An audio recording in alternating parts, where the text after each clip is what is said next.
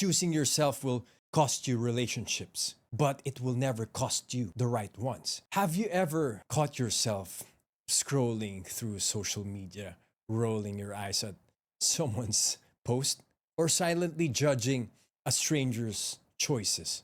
Instead of asking, why is this happening to me? Try asking, what is this teaching me? Hello, everyone, and welcome back to the show. Today, we are diving into something that's both powerful and uncomfortable, the reality of choosing yourself. Let's get into it. Choosing yourself may cause some people to drift out of your life.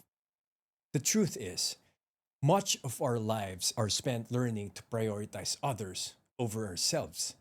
We are raised to show respect to our elders, but self respect is often overlooked. We learn to prioritize how to treat others before being asked how we feel about being told what to do. And we are instructed to focus on the ideal career path rather than discovering what we really want to do. Let's face it, more attention is given to external connections than to focusing on our inner growth. It's always been like that. That is why so many of us end up falling into the habit of people pleasing. Saying yes is less complicated than saying no, or setting boundaries, or letting someone down. When you begin to understand yourself on a deeper level, you will notice changes in your relationships. As you grow older, your needs and values will evolve. The thing is, people are drawn to comfort zones, and your growth can make them feel uncomfortable. This might lead to tension or the loss of some connections. I've lost touch with so many people in my life since I started prioritizing myself, and that's okay. You will enter this thing they call the lonely chapter. So, the lonely chapter is that in between stage where you are on your own, having outgrown your old friendships, but not yet finding the new ones. So, your journey toward self awareness might feel depressing at first, but you don't have to worry because this is just a transitioning period. Choosing yourself will cost you relationships, but it will never cost you the right ones because the right people, they will stay. The right people, the ones who genuinely love you and respect you, won't see your self growth as a threat. They won't make you feel guilty for setting boundaries or prioritizing your mental health or chasing your dreams.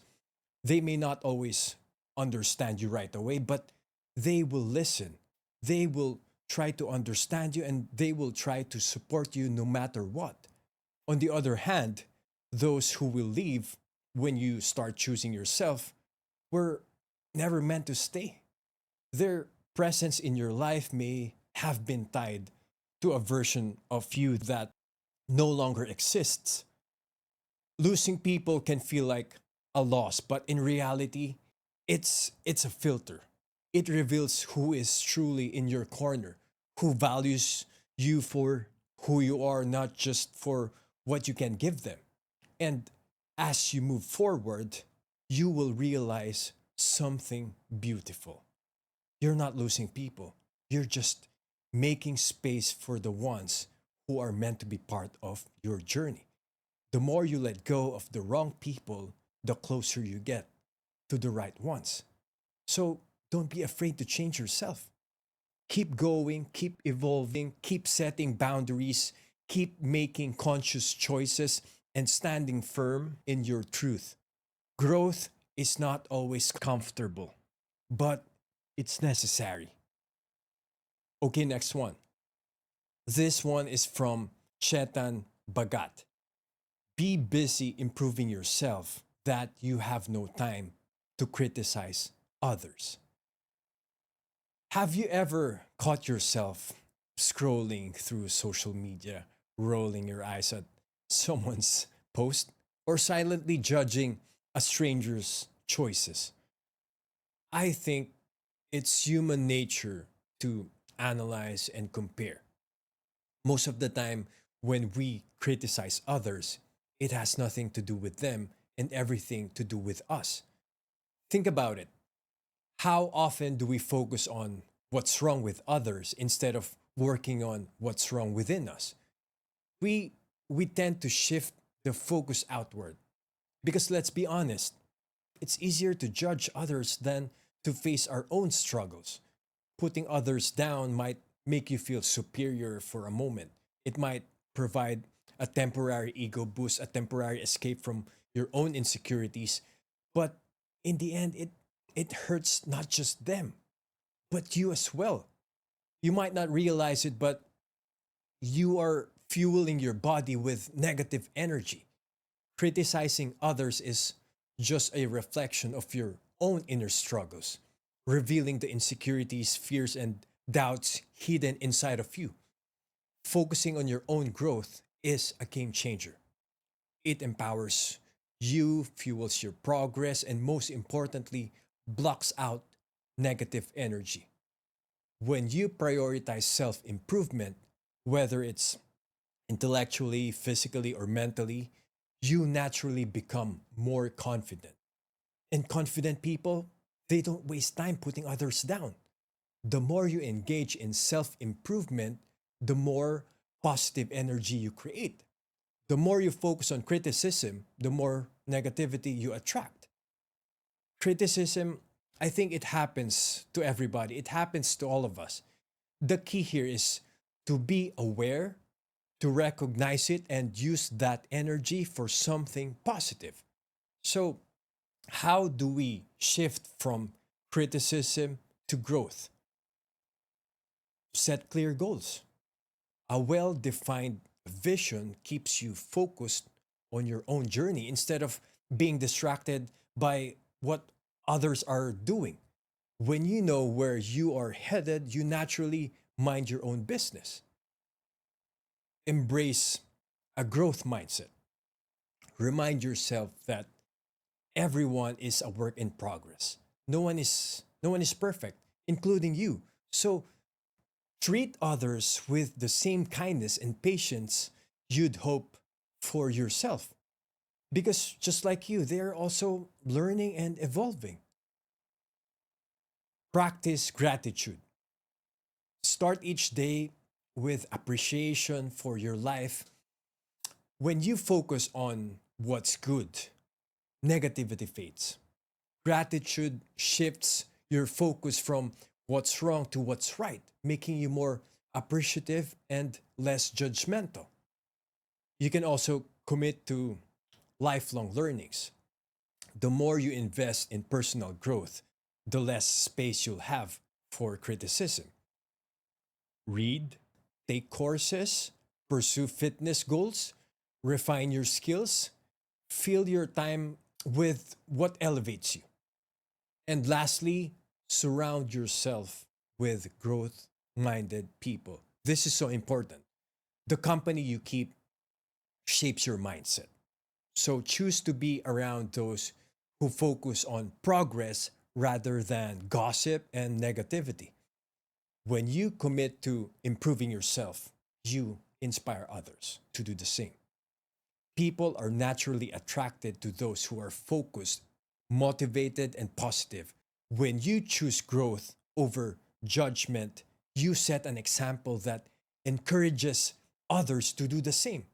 Imagine a world where more people are focused on bettering themselves instead of breaking others down.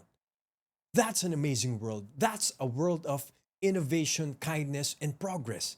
And you have the power to begin it. So, at the end of the day, you have two choices: spend your time criticizing others or use that time to level up. One road holds you back, and the other leads to growth, confidence, and fulfillment. So, the next time you catch yourself bashing people, criticizing others, hit the pause button and ask yourself, how can I use this time to grow instead? Because Real success doesn't come from breaking others down, it comes from building yourself up.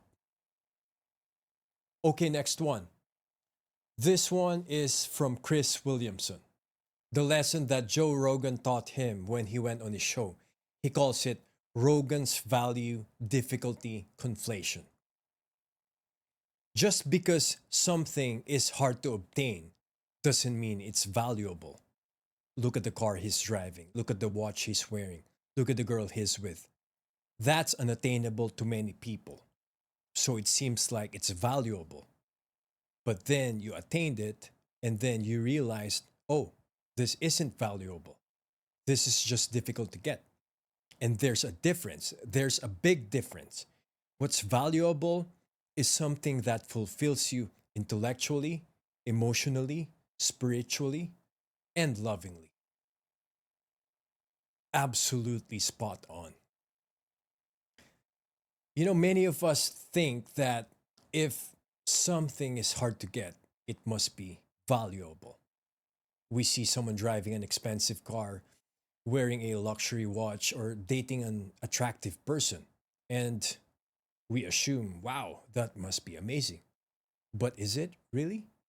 There's a big difference between something being rare and something being truly meaningful. Luxury brands and exclusive lifestyles, these things designed to make people want them. They make things seem rare, and that rarity makes them look valuable. But once you finally get them, you might realize they don't actually add much to your life. That expensive watch, it it tells time just like a regular one. That flashy car, it gets you from point A to point B. Just like any other car. That relationship that looks so glamorous, if it's based on appearances and not real connection, it's not going to last. It won't bring lasting happiness. True value isn't in things that aren't just hard to get. It's in things that actually make you feel fulfilled. The stuff that sticks with you, that makes your life better in a deep and lasting way. Like like a deep conversation that opens your mind. That's priceless. A relationship built on real trust and love. That's rare nowadays. A solid friendship, a sense of purpose in your work or personal growth. That's hard to obtain. Inner peace and happiness that doesn't depend on material things. These things, they might take effort, but they give back so much more than just status or admiration. You can't even buy these things. Society tells us that success and status will make us happy. But so many people chase those things, reach their goals, and then they realize they still don't feel fulfilled. Why? Why? Because we are after something that was just hard to get and not something that was truly valuable. That's exactly what happened to me. I was chasing material things, and when I finally got them, I still felt empty. They were just false peaks, illusions of success that didn't bring real fulfillment. As Jim Carrey once said, I wish that everyone could get rich and famous and have everything they've ever dreamed of. So they'd realize it's not the answer. That's some real talk right there. At the end of the day, the most meaningful things in life aren't the ones that are exclusive or rare. They are the ones that truly connect your heart, your mind, and your soul. So, next time you find yourself chasing something that's hard to get, ask yourself, is this actually valuable, or it's just hard to get? And for the last one, I want to share with you the story of the Chinese farmer. The Chinese farmer story. There was a farmer in a small village with a single horse that helped him earn a living for his family. The other villagers constantly told the farmer how lucky he was to have such a great horse. The farmer replied, maybe so, maybe not. One day the horse ran away, and the neighbors exclaimed, "Your horse ran away. How unfortunate." The farmer replied, maybe so, maybe not. A few days later, the horse returned home, leading a few wild horses back to the farm as well. The neighbors shouted out, "Your horse has returned and brought several horses home with him. What great luck!" The farmer replied, maybe so, maybe not. Later that week, the farmer's son was trying to break one of the horses, and it threw him to the ground, breaking his leg. The neighbors cried, "Your son broke his leg. What terrible luck!" The farmer replied, maybe so, maybe not. A few weeks later, soldiers from the National Army marched through town, recruiting all the boys for the army. They did not take the farmer's son because he had a broken leg. The neighbors shouted, "Your boy is spared. What beautiful luck!" To which the farmer replied, maybe so, maybe not. We'll see. This story teaches us a profound truth. Life is never black and white as we think. The things we initially label as good or bad are often part of a bigger picture we can't yet see. How often do we react emotionally to setbacks, assuming they are the end of the world? A failed relationship, a lost job, a missed opportunity. Our first instinct is to see these things as devastating. But with time, we often realize they were actually redirections guiding us towards something better. The farmer's wisdom wasn't in predicting the future, it was in his ability to detach from immediate judgment.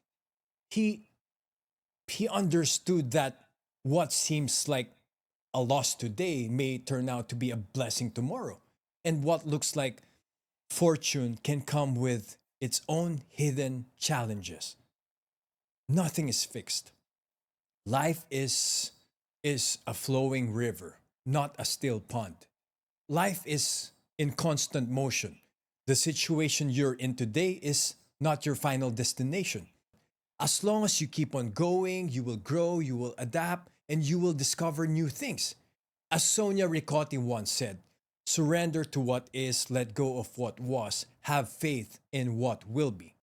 Setbacks are inevitable. Life will throw curveballs your way. But within every challenge, there is a hidden opportunity if you choose to see it. You have two choices when faced with hardship: let it define you, allow yourself to drown in self pity, doubt, or regret, or let it refine you. Learn from it, grow through it, and use it as your fuel to become stronger. When things don't go your way, instead of asking, "Why is this happening to me?" try asking, "What is this teaching me?" That simple shift in mindset can turn obstacles into stepping stones. The more we resist life's unpredictability, the more stress and frustration we create for ourselves. But when we embrace the unknown, we gain freedom. Instead of reacting in panic, we respond with wisdom. Instead of fearing change, we can welcome it as a necessary part of our evolution. So the next time life throws you an unexpected challenge, take a step back. Don't rush to label it as good or bad. Just breathe, trust the process, and remind yourself, maybe so, maybe not. We'll see. And perhaps you'll look back one day and realize it was all leading you exactly where you are meant to be. That's all for now, guys. If this story gave you a new perspective, pass it on to someone who might need to hear it. And if you want to see more, Hit like, subscribe, leave a review, or send me a message. I love to hear from you. I'll catch you guys in the next one.